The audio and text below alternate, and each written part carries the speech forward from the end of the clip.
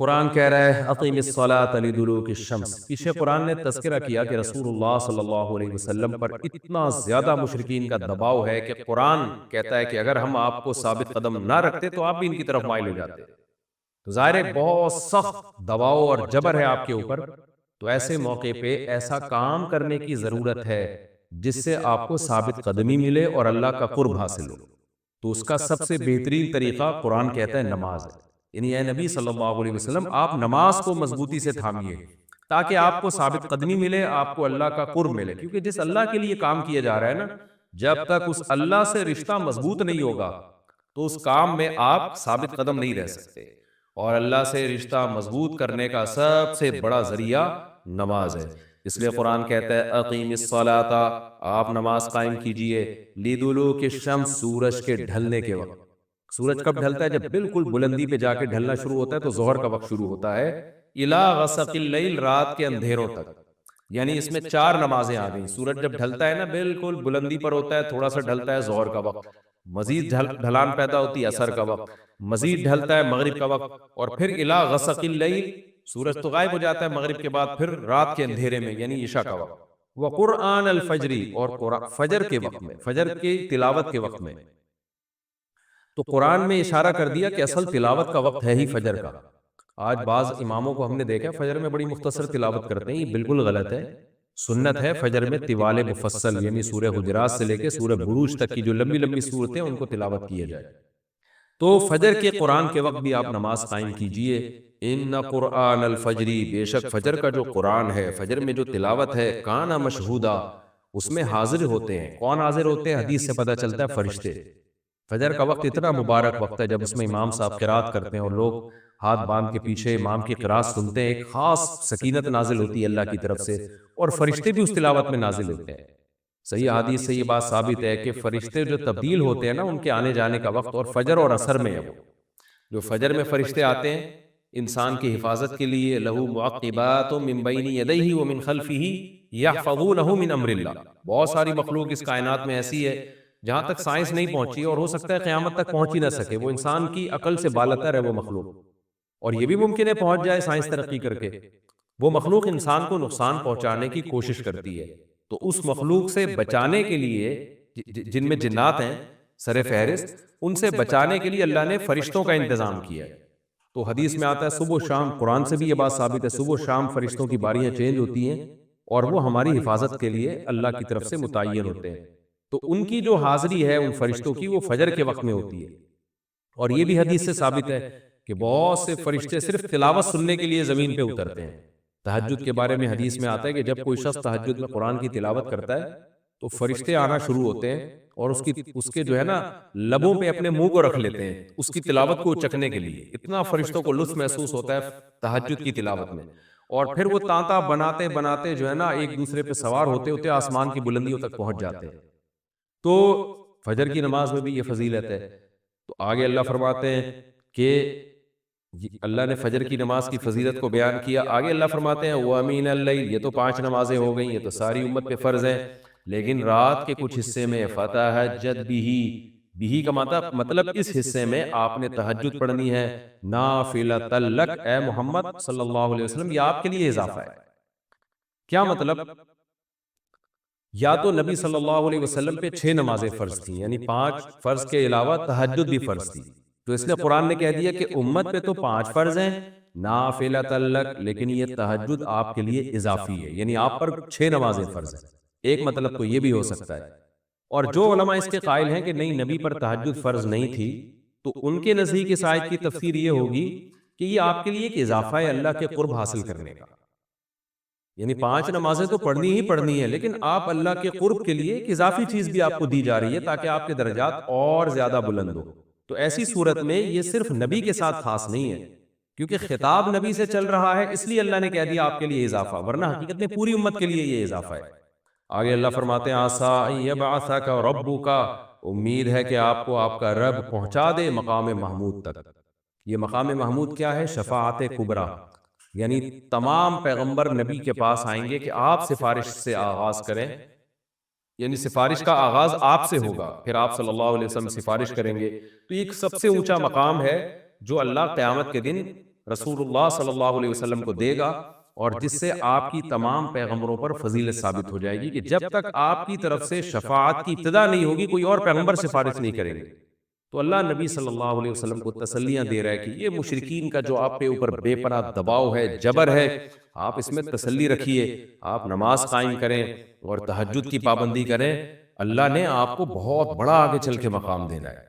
تو چونکہ نبی صلی اللہ علیہ وسلم بھی بشر تھے نا، مشرکین کے دباؤ کی وجہ سے آپ بھی ایک پریشانی میں آتے تھے، تو اس لیے اللہ آپ کو ثابت قدم رکھنے کے لیے آپ صلی اللہ علیہ وسلم کو یہ خوشخبریاں سنا رہا ہے کہ آپ نے اپنا اس عمل کو فوکس کرنا ہے، نماز اور تہجد کو، تاکہ آپ کا اللہ سے قرب رہے، اور اللہ آپ کو خوشخبری دے رہا ہے کہ امید ہے آپ کا رب آپ کو بہت بڑے مقام تک پہنچا دے۔ رہا مسئلہ مشرکین کی دھمکیوں کا کہ یہ پوری کوشش کر رہے ہیں کہ آپ کو مکہ سے نکال دیں، تو ہم نے تو بتا دیا کہ یہ خود بھی نہیں پنپ پائیں گے، لیکن آپ نے اللہ سے کیا دعا مانگنی ہے؟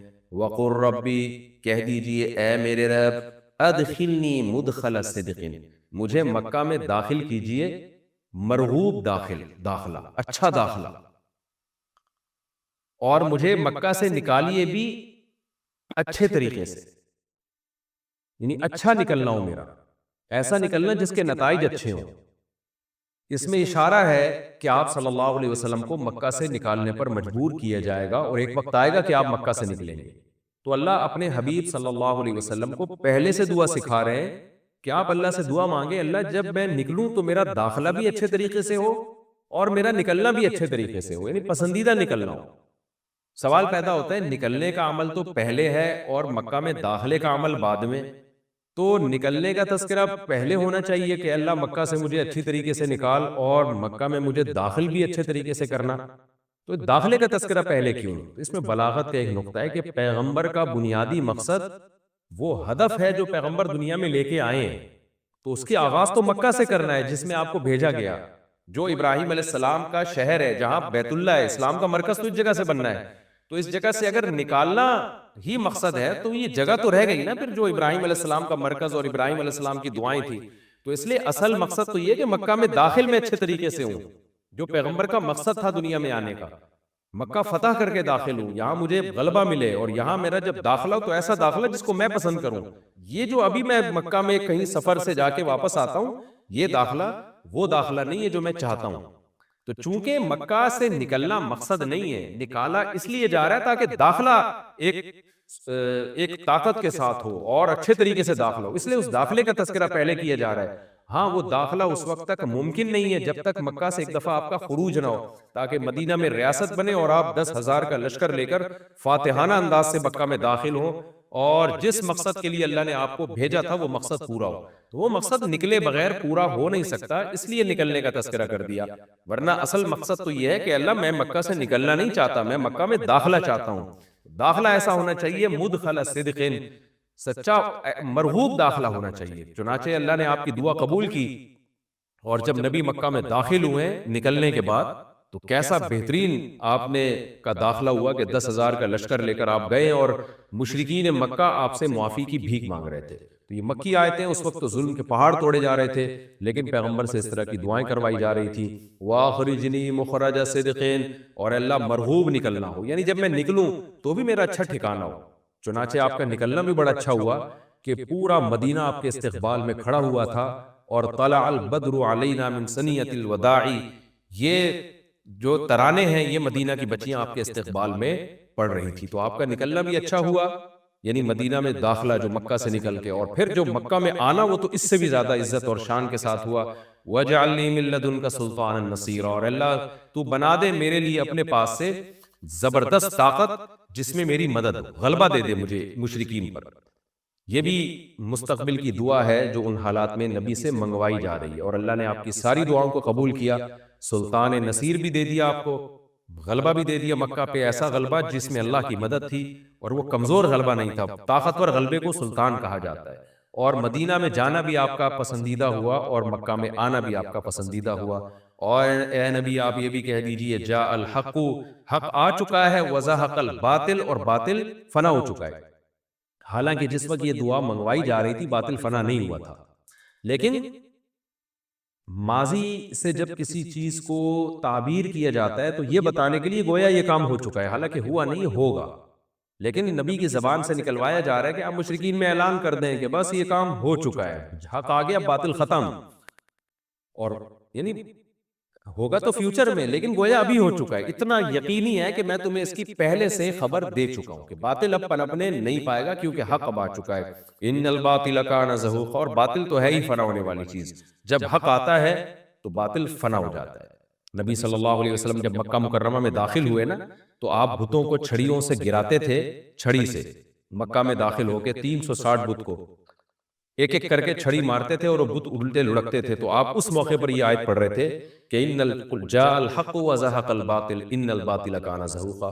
کیا کیفیات بنتی ہوں گی صحابہ کی اور پیغمبر کی اس وقت کہ جو خوشخبری ان کو 13 سال پہلے دی گئی تھی، کئی سال پہلے دی گئی تھی اور یقینی دی گئی تھی کہ یہ ہو چکا، تو اللہ نے اپنی آنکھوں سے دکھا دیا کہ کیسے بتوں کو بیت اللہ سے نکالا جا رہا ہے اور اللہ کے گھر کو کیسے شرک سے پاک کیا جا رہا ہے۔ وَنُنَزِّلُ مِنَ الْقُرْآنِ مَا هُوَ شِفَاءٌ وَرَحْمَةٌ لِّلْمُؤْمِنِينَ، اور قرآن کہہ رہے ہیں ہم قرآن نازل کرتے ہیں جس میں مومنین کے لیے شفا ہے، یعنی اے نبی آپ کی تسلی کے لیے اور بھی ہم بتائیں آپ کو کہ ہم یہ جو آیتیں نازل کر رہے ہیں نا اس میں مومنین کو بھی شفا مل رہی ہے، ان کی اصلاح ہو رہی ہے شرک سے اور برے عقیدوں سے، اور مسلمانوں کے لیے یہ رحمت ہے، ان کو تسلیاں بھی مل رہی ہیں۔ وَلَا يَزِيدُ الظَّالِمِينَ إِلَّا خَسَارًا، اور ظالمین کے خسارے میں اضافہ ہو رہا ہے کیونکہ ظالمین اس پر عمل نہیں کر رہے، حجت تمام ہو رہی ہے۔ وَإِذَا أَنْعَمْنَا عَلَى الْإِنسَانِ أَعْرَضَ وَنَأَىٰ بِجَانِبِهِ، قرآن کہتے ہیں ہم جب انسان پر احسان کرتے ہیں تو وہ اعراض کرتا ہے اور اپنے پہلو کو ہٹا دیتا ہے، نعمت ملنے کے بعد بجائے اللہ کے قریب ہونے کے اللہ سے دور ہوتا ہے۔ وَإِذَا مَسَّهُ الشَّرُّ، اور جب انسان کو کوئی مصیبت پہنچتی ہے كَانَ يَئُوسًا، تو مایوس ہونے لگتا ہے، یعنی انسان کے بارے میں شکایت کی جا رہی ہے کہ اس کا اللہ پر ایمان نہیں ہے۔ پیغمبر کا مقصد ہے اللہ سے جوڑنا، تو یہ جو مشرکین ہیں جو اللہ کو نہیں مانتے، یہ خوشیوں میں بھی اللہ کو بھولتے ہیں اور غم میں بھی اللہ کو بھولتے ہیں، اسباب کو دیکھتے ہیں زیادہ، جب اسباب کو آپ دیکھتے ہو اور پریشانی آتی ہے تو اسباب بتا رہے ہوتے ہیں پریشانی دور نہیں ہو سکتی، تو مایوس ہونے لگتے ہیں، ڈپریشن میں جاتے ہیں، اور جب خوشی آتی ہے تو اپنا کمال سمجھتے ہیں لہذا اترانے لگتے ہیں اور خدا سے دور ہو جاتے ہیں۔ تو اے نبی ان سے کہہ دیجئے کُلٌّ یعملُ علی شاکلتہ، ہر شخص اپنی نیچر کے مطابق عمل کر رہا ہے۔ اچھے لوگ کیا کرتے ہیں کہ جب انہیں خوشی ملتی ہے تو شکر ادا کرتے ہیں، اور غم آتا ہے تو مایوس نہیں ہوتے، ان کو پتہ ہے غم اللہ دور کر سکتا ہے۔ فَرَبُّكُمْ أَعْلَمُ، تمہارا رب خوب جانتا ہے بِمَنْ هُوَ أَهْدَىٰ سَبِيلًا، کون ان دونوں فریقوں میں سیدھے راستے پر چل رہا ہے، جو غموں میں مایوس ہو اور خوشیوں میں اترانے لگے خدا سے دور ہو جائے، وہ گمراہی والے راستے پر ہے، اور جو خوشیوں میں اللہ کے قریب آئے شکر ادا کرے اور غموں میں بھی اللہ کے قریب آئے کہ غم کو اللہ ہی دور کر سکتا ہے، مایوس نہ ہو، یہ سیدھے راستے پر ہے۔ اللہ خوب جانتا ہے کون سیدھے راستے پر ہے، یعنی اس میں اللہ نے اشارہ دے دیا کہ یہ لوگ سیدھے راستے پر ہے، تو ہمیں ایسا بن